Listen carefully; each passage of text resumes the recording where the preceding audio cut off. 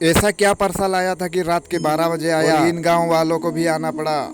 दरअसल बात ही ऐसी है कि मैं सुबह सुबह आ गया था इस चाचा के पास। देख सकते हो कैसे मछली मार रहा है, और ऐसे कौन कौन मारा है ऐसे मछली, कमेंट कर दो। और बांस से बनाया हुआ गैजेट का मछली कौन कौन खाया है। अरे क्या मछली है रे, खाने में कैसा टेस्ट लगेगा?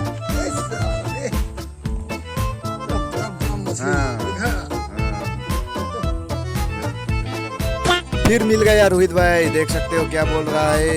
हेलो गाइस, हाँ भाई। My name is Rohit, Yeah. I am from Bagdogra. या आप लोगों को मैं एक ही बात बोलना चाहता हूँ, हाँ भाई। लड़की लोग का प्यार में सिर्फ मत गिरना। हाँ इधर मेरे ऐसा घूमो, इधर देखो, इधर बिंदास घूमो, बिंदास। अच्छा। फिर रात के 12 बजे गिफ्ट आया था, ये गिफ्ट आया था देखो।